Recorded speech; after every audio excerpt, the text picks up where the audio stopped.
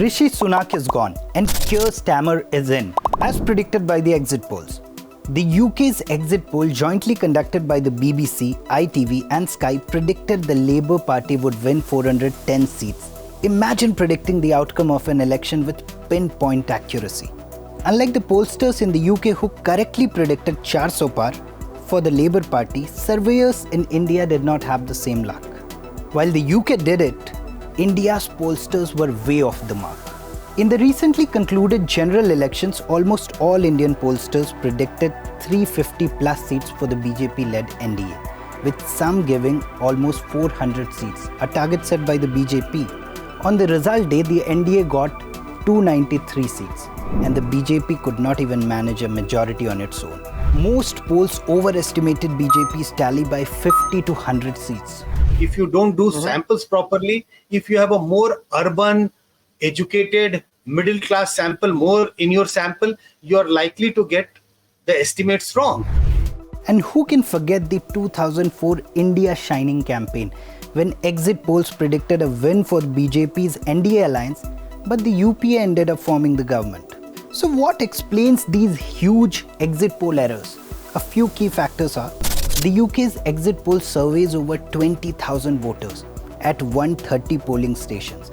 It's designed by top statisticians and political scientists who have refined the model over decades. Voters are surveyed at representative polling stations immediately after casting their ballots. The data is weighed to account for varying response rates by age, gender, and constituency type. This model has proven quite accurate in predicting the overall seat totals. Although Indian pollsters conduct large-scale surveys, they face challenges with representative sampling across India's huge, diverse electorate with limited budgets. This leads to significant errors in seat projections. Experts argue traditional survey-based exit polls are less suited for India compared to the UK. The UK's electorate is much smaller and less diverse than India's, making high-quality exit polls more feasible. In India, there are additional factors such as respondents not always reporting votes honestly due to social pressures, and the sheer resource and logistical constraints compared to the UK's well-funded model.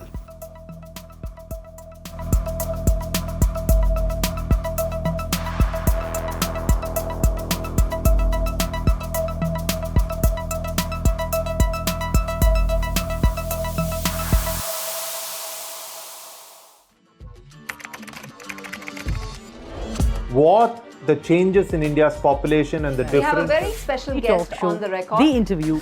The role that the US side played at that point of time. पूरी दुनिया की नजर. Assume my phone is tapped, I can. Rising confidence of India under Prime Minister Narendra Modi.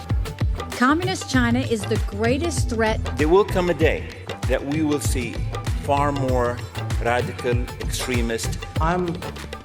I'm still a little perplexed by why... Your daily dose of news from India and across the world. Cutting-edge views and analysis. Tune into HT videos, click on the bell icon to subscribe.